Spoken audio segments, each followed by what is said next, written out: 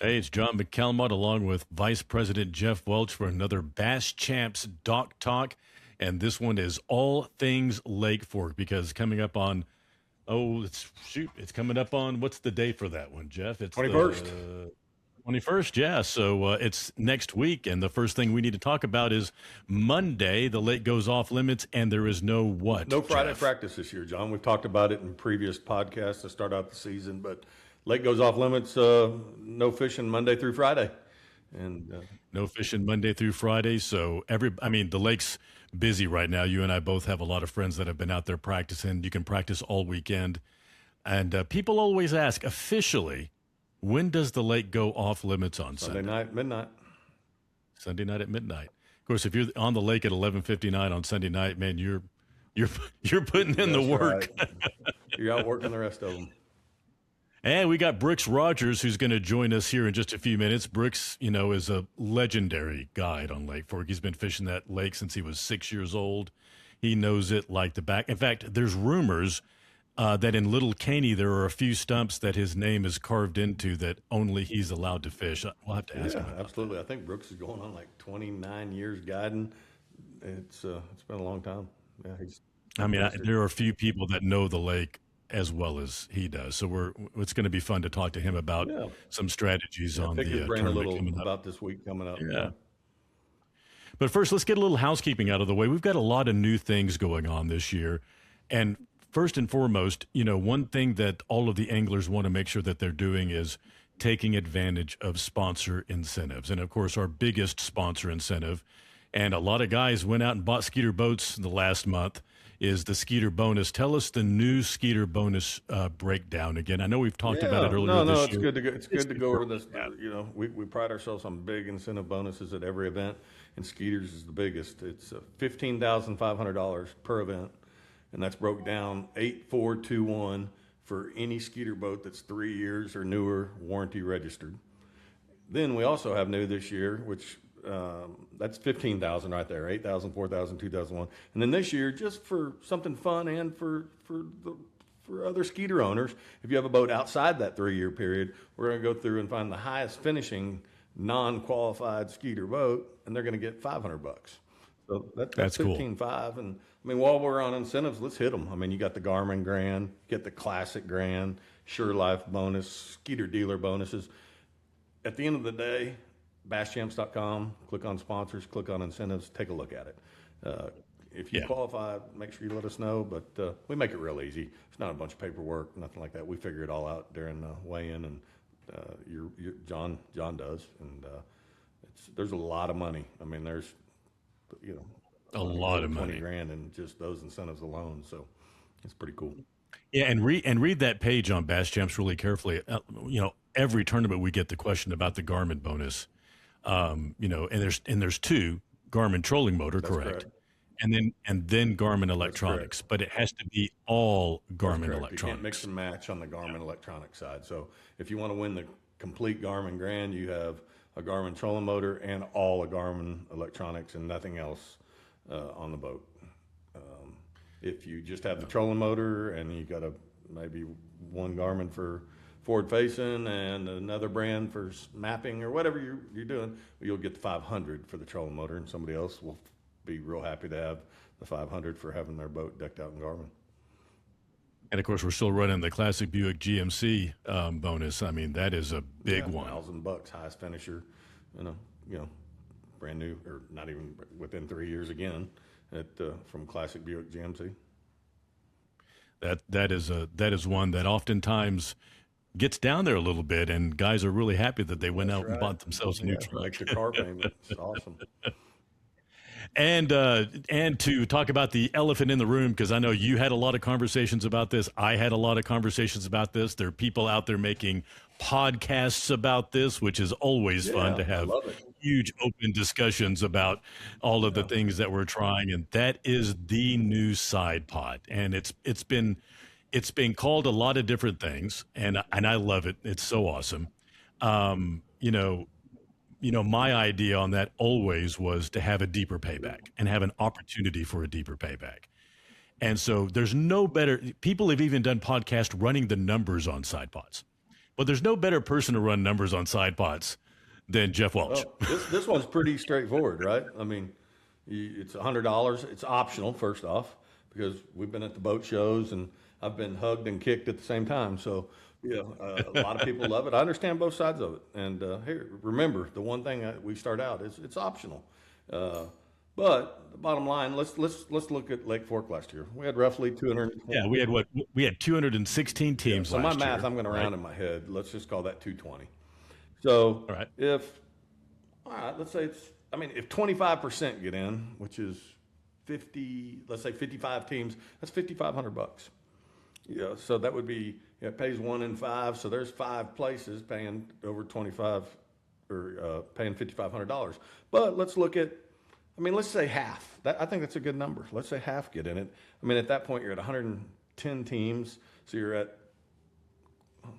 $11,000. Right there, we paid a lot more places, and we paid out an additional $11,000. Again, some people may agree it needs to be towards the top, but you know what? Our whole idea here is to put more places get paid at each event, and that's the idea with the side pot. Yeah, to pay so let me run this by you. Let's say, because you ran those numbers fast. Okay. I don't do numbers that fast. Good thing we can rewind. Last year we paid out 28 places at Okay. Fork. If half of the field got in on the side pot, how much deeper would that payback go? It's 1 in 5, so you're going to take 100 people. Let's just use 100 just for simple math. So 20. Really, it'd be right at 22 places. So instead of paying 28 places out, we're going to 48th place, right? Yes. Yeah. So we would be paying Call it 48 50. places. Yeah, no, that's cool. It'd be $11,000 over that group. That is correct. So that goes a long way into getting some entry fee money back, getting some of your expenses back, and just being able to go home and tell the wife that you got a check. Right. I like getting paid. So. I like getting paid too. So I am super excited about the side pot. We're fixing to find And all of them. we did a deal in our very first podcast of the year. If you commented, and shared, that you would get a free side pot. Well, I went and I ran down all through the comments, and I found, and I picked a random number, and he just happened to have liked, shared it, and commented on it, and he's been fishing bass champs forever. Fishes out of a skeeter, Eric Elder. Can you believe it? That's how it works. That's Big fair. E. Yeah. Big E won it. Big E had a big year this year. We're all friends with Big E. His son was at Texas Tech, which is where my daughter's thinking about going, and had a great football season. And we got to talk with him at the boat show, and he doesn't know. So if he's watching the podcast, Big E, you're in on the side pot. I think he's fishing with who's he fishing with this year? Stan Long this year. Is he? Stan or Tim? Yeah. Good. Excellent. Yeah, longtime Bass Champ supporters. So Big E got I guess the question for Big E would be, is he going to share the side pot with his partner, Stan, if they get in They're it? 2 good guys. I guarantee you they will. They're going to share. Speaking of sharing some time, we need to get, let's get to the fishing. we need to I want to talk some fishing because, man, everybody, I'm sure you've been getting calls too, Jeff, and I'm really jealous about it. I'm having my buddies call me that are practicing right now at Fork, and they're whacking him. Brooks, now, rumor has it you started fishing Lake Fork when you were 9 years old. Do you remember that first time you fished Lake Fork? Absolutely. It was Labor Day weekend that Monday, 1984. I was 9 years old. I was up here with my dad. I think he'd been up here a couple of times before, but first time I got to come. And I can remember, Jeff, vividly.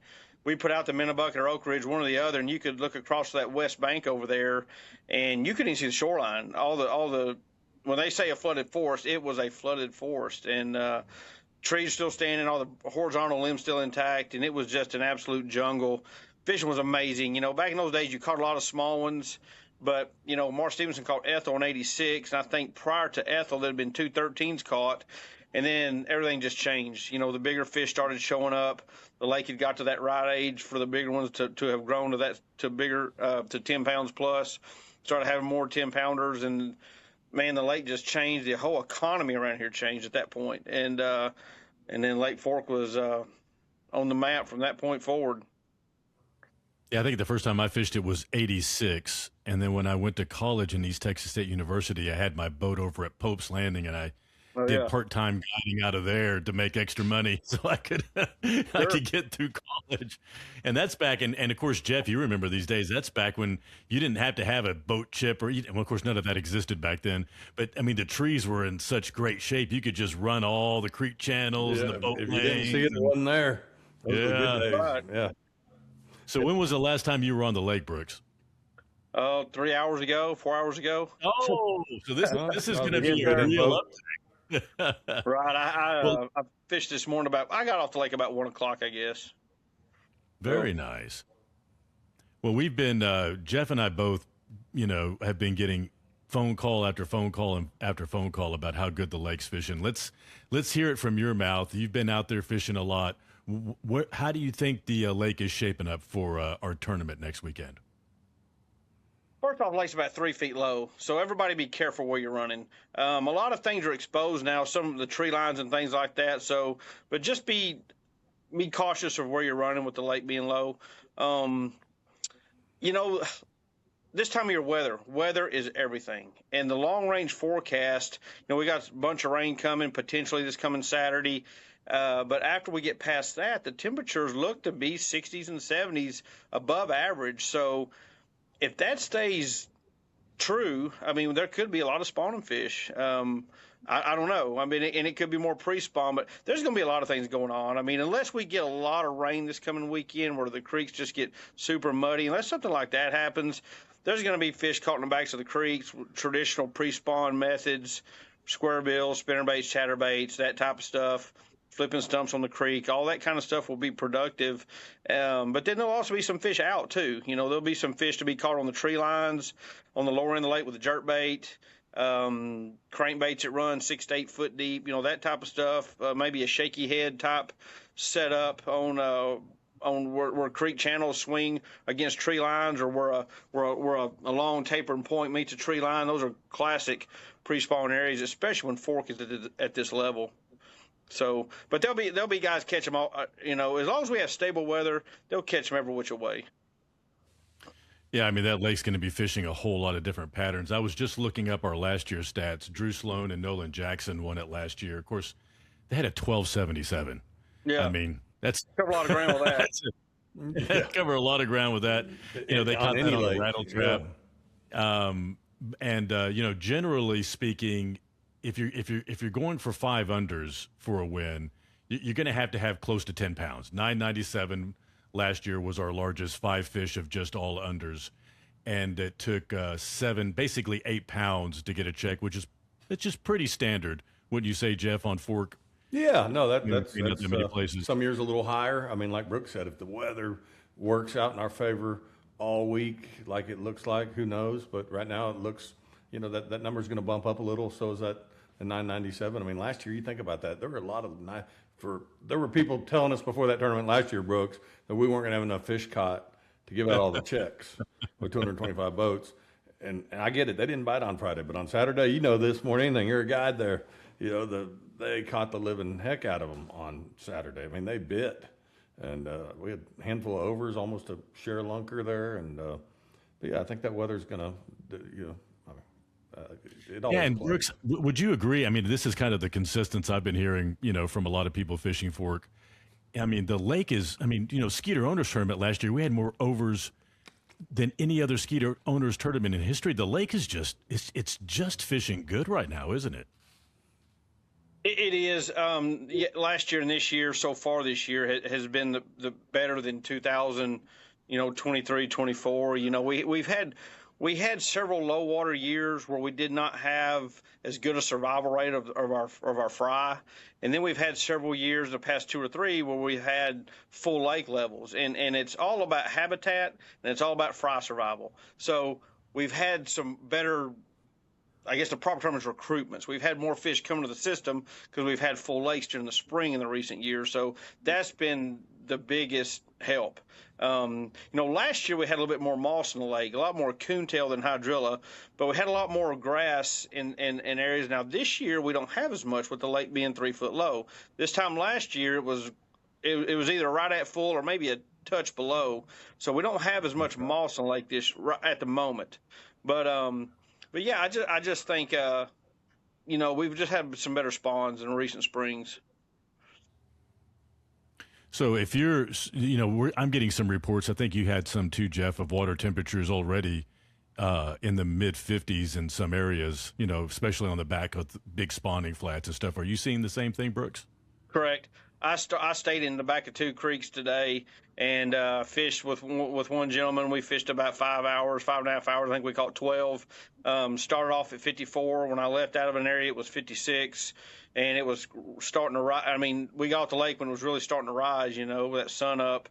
I saw some water yesterday evening about 4 o'clock that was 58 because we had a pretty cold night last night. It got down in the high 30s, so it knocked it back down. But there, when it hits that 60, 61, 62 range, they'll start spawning. I've seen it here before Valentine's get on bed. Now it was short lived and it wasn't a lake wide spawn, but in several northern areas they were starting to do it. But anyway, it's hard to say what's going to happen in the next 10 days. But the long range forecast, there could be some spawning fish. It's early, but it could happen.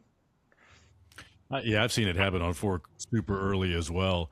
And I think one thing that a lot of anglers don't keep in mind as much as they should, the afternoon bite. I mean, you could be sitting on fork at 1:30 without a fish in the boat, and it could just turn on in a heartbeat, and you could get a limit fast. Correct. This past Saturday, I was out. I had one gentleman with me this past Saturday. After it started kind of warm up, we started about 7:30. We didn't get a bite till 2 o'clock. And from 2 to about 3:30, we caught 8. We got one little area, well, a pretty big area, but it had the sun on it all day, and the water had bumped up to 55, and they started kind of chomping around a little bit. So, but yes, you're right. I mean, there's a lot of times. I mean, I say a lot. I mean, it's not uncommon at all this time of year to have a morning, especially on those colder mornings. You just don't do a whole lot till 11 or 12 o'clock. And then water temperature bumps up several degrees, and here they go, So they're up there. So I know you set your boat up a specific way for your guide trips. You got specific rods and reels and specific baits you use when you're taking out guys. But I want you to rethink it just a little bit, and I want you to think, okay, I'm fishing basschamps. It's been a long warming trend all week. You haven't been able to be you're going to be on the water next week guiding, but let's pretend like you're not on the water. Right. Monday through Friday, no fishing. Monday through Friday, no fishing. No talking to anybody who's been on the water. No talking to anybody. What 4 rods do you have on your deck, and what is your game plan to win this tournament? So I would probably, if we have average temperatures or warmer than average, which is what they're calling for, I would fish the backs of the creeks. I would have a square bill, something like a Strike King 1.5, something that runs at 2 to 4 foot depth. Probably a small rattle trap, 1/4 ounce, because I'm trying to get some bites, and a spinner bait, a compact spinner bait up to about a 3/8 ounce size, and probably flipping like a baby brush hog or creature, Z-cross, something to that effect. And I would be focusing on logs, laydowns near the creek. And if it's waters in the 60s, for sure, the flats off the creek, where they may be spawning, probably what I'd be doing. But that's what I like to do. That's kind of my style. But as equally as effective, there'll be some guys out there dragging a Carolina rig on points. The mouths of spawning bays, jerk bait, in that 6 to 8 foot of water on those tree lines. That would be equally as productive if that's how you choose to fish. Shaky head, things like that. But as far as a big one, who knows? I mean, somebody may catch one on a 1/2 ounce spinnerbait on the side of a creek in 3 foot of water, and somebody may catch one flipping a jig on a deeper creek on a big stump. So you never know about a fish. It's over the slot. So, but as far as just catching 5, I would stay pretty shallow to 5 or 6 foot is what I would do. Fishing, square bill, spinnerbait, little small trap, and a flipping a brush hog or something like that. Man, that's John. That's 29 years right there. That's 29 years. Yeah, no, that's a lot. That's a lot of good info. Now, Brooks, are you getting 5 unders in your live well before you start trying to target overs, or are you just fishing the whole day? That's what I would do. I'd just go fishing. there's a lot, and a lot of the fish I've caught a lot. The methods I have mentioned, and in the areas I've mentioned, I've caught quite a few fish of that size, just little bucks up there snooping around. That pound and a half to about 2 1/4.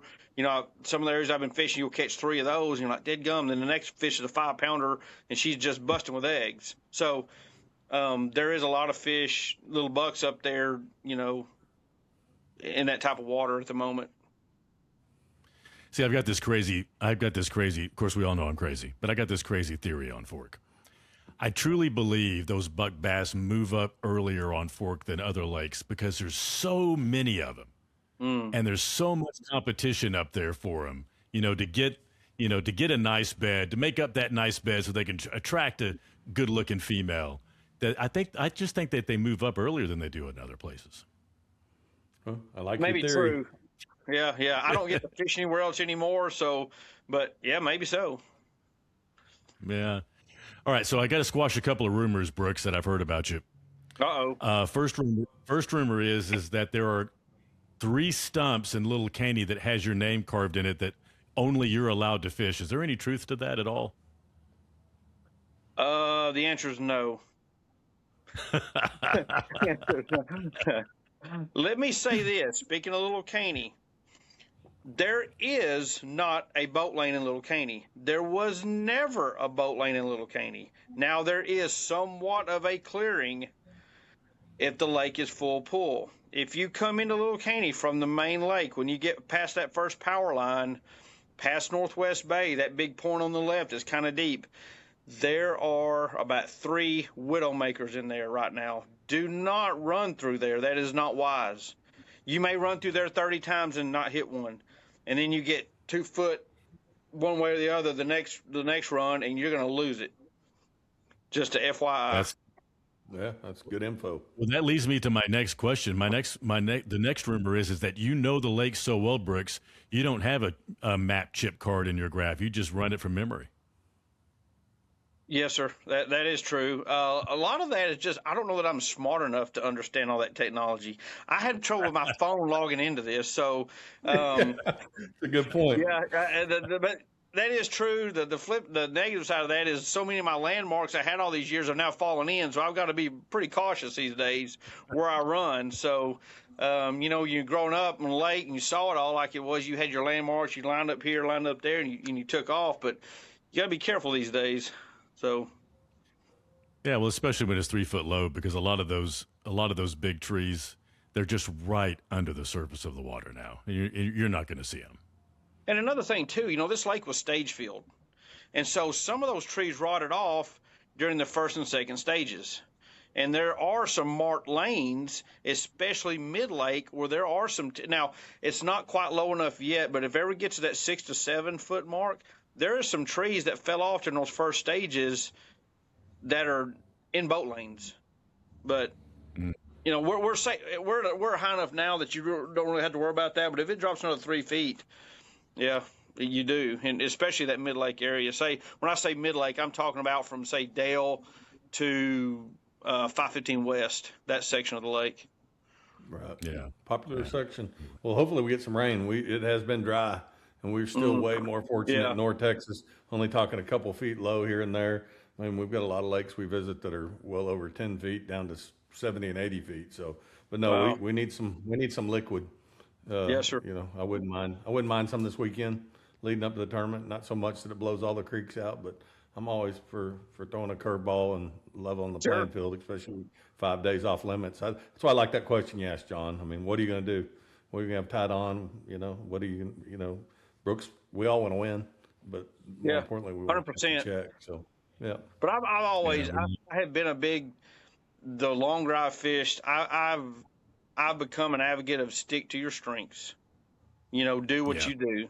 And, you get to listen to too much doc talk, and somebody says this about a particular method or technique, and they sell you on it's not something you're real comfortable with. Do what you do. I've always done better when I just, done what I do. I've got my style of doing things, and it may not work the best every day, but I'm confident in what I do. And I think once anglers kind of know that about themselves, that they become better or more consistent. Yeah, and you pointed that out. I mean, there are going to be fish caught in all Yes, stages there in will this. be. So, Mm-hmm. I mean, if you're going to Carolina rig out on a main lake point, or if you're flipping a creature bait or something in 2 foot of water, you have equal chances of catching good fish. Sure. That's why I mentioned that. If up shallow fishing skinny water with a square bill and flipping and spinnerbait is not your thing, there are fish in 6 to 8 foot on the main lake or south end. If Carolina rigging, shaky heading, jerk baiting is more your style, there's fish to be caught that way too. All right, Brooks, what are your predictions? First one is how much weight do you think it's going to take first place? How many did you say were caught over the slot last year? 2 last year. Two. Yeah, 13 and a 10, basically. 13 and a 10. I would guess there would be. I'm guessing 2 to 4 fish over the slot caught this year because it looks like we got some pretty stable weather coming. I'm guessing 2 to 4 over the slot. I don't know. I think with that being said, I think it'd probably take 18, 19 to win. What did the winning stringer have last year? They had a 12-pounder, so they were 1892, right at 19 pounds. Yeah, I would say 18 to 20 will win it. That'd be my guess. And I think you're going to see this year more 9 to 11-pound stringers. I agree. I feel like from what I'm seeing. from what I'm seeing out there right now, I think you're going to see more of that. Mm-hmm. Yeah, we saw that. We saw that even during the Berkeley event. Yeah. So Jeff, what are your predictions, Jeff? How many overs do you think are coming in this week, this tournament, and what do you think it's going to take to win it? If the forecast holds, something we're talking about highs during the day, but the thing I'm looking at, and I know we all do, but we just didn't talk about it, is I'm looking at lows at night, and the lows are way above average right now on the forecast. If that happens, I'm going to say, man, I'm going on a big number. It's bigger than normal. I'm going to say 6 overs. Oh, that's what I was going to say. And I'm going to go with, I'll say 19 pounds. Maybe we'll see another Drew Sloan 13-pounder, but, I think we're going to have a real honest 12-pounder. I mean, when you catch that's a winner anywhere, right? I mean, it doesn't matter. People say, oh, God, they got a 12-pounder. Well, man, if you catch a 12-pounder on Belton, or you catch a 12-pounder primarily 99% of the lakes we go to, and just put the rest of your limit together, you win. You deserve to win. You caught a freaking 12-pounder, and you got it in the boat. So no, I think I'm pretty excited. I mean, the weatherman's it's been tricky, and if it stays how it is, I think it's going to be a really exciting weigh-in. Lake Fork Marina. Anybody who's not in the tournament just wants to come out and watch. We start weighing in about 3:00 Saturday afternoon. Next Saturday, not Valentine's Saturday weekend. Not Valentine's Saturday. But, I think the weather looks perfect. Fun and Son's going to be out there on Friday. I forgot to mention that. They're doing Lance's world famous Frito pies and all the fixings. So come hungry Friday night for registration. You can come, Brooks. Lance Vick is making Frito pies. Is that what you're saying? Yeah. Oh, good Lord. Well, no, not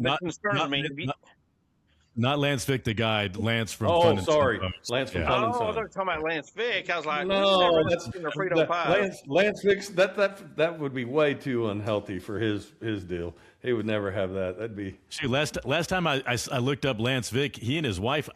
I'm wondering, did they move to the coast because she's posting all those pictures of them walking up and down the coast, fishing down there on the coast. So well, good for them. Yeah, that's awesome. Oh, he's still here. You can't run him off. Yeah, love Lance. Yeah, we love Lance. He's a great guy. Oh, we love him to death. But yeah, we'll have free food. You're welcome to come have some free food, Brooks, on Friday night at Lake Fork Marina. Now, we did one thing different this year, Brooks, you may not know about. We've got a first out of the money side pot. So this changes up a lot of, because we could potentially pay 40 to 50 places, depending on how many people get into the side pot. So here's the real big question. How much weight is it going to take to get a check on this tournament? Man, that's yeah. I mean, that's a loaded question. Let's say half the field gets in the side pot, so that's another 20 places. So you're looking at roughly 45 places, 7 pounds. I think that, and it may be even higher. Yeah. I mean, this weather's a big factor coming up. Year. This weather's a huge factor. It stays weather this is nice interesting. and the lows stay higher. I mean, Brooks knows this. I mean, those fish just, they love it. And They love it. it's, it could be something really special.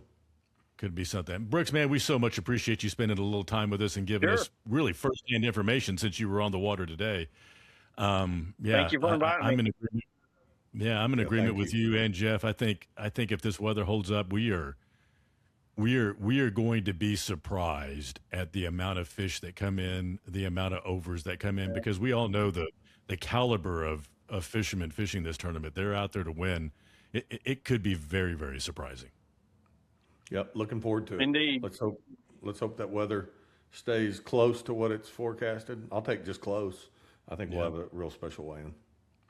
So, Jeff, real quick, for all of the anglers that are going to be fishing, when does registration open and close on Friday? 4 to 8 on Friday. 4 to 8 on Remember Friday. Fun and Sun serving Frito pies during that time. Good time. Got the flipping contest going on. That's totally free. Ton of good prizes from all our sponsors. That'll all happen Friday night. You get your boat times, boat numbers, last minute rule updates, answer any questions you got. And Saturday morning, let's get it on. And of course, like in tradition, like in years past, when we go out to Lake Fork Marina, this will be a trailering tournament, It correct? will. That is correct. And you will decide those trailering times, and they can pick up those trailering times at registration on Friday. that is correct. Yeah. So yeah, man, just not. I'm just unhappy that we're not fishing it, Jeff, and you're not fishing it either, Brooks. That's right. I'll be out there though. That's right. You'll be out there Yeah, well, fishing. at least he's out there fishing. I love it. Well, that wraps it up for another Dock Talk. Remember, our first tournament for 2026, Lake Fork, February 21st. Free food from Fun and Sun on Friday with the flipping contest. It's going to be a lot of fun. Come on out and have something to eat and flip for some free prizes. Again, Brooks, we appreciate you coming on, giving us some firsthand information on how the lake's fishing. Yeah. Thank you, Brooks. I know it's a long day for you, buddy. Looks And, like Oh, it's I don't going to mind be a anytime. I appreciate you asking. thanks, buddy. everybody loves sitting around talking fishing. That's right. Thank you, yeah. guys. Enjoyed it. That wraps up this Dock Talk. We look forward to seeing you at our first event, Lake Fork, February 21st. Come on out Friday night for free food and a flipping contest. We will see you there.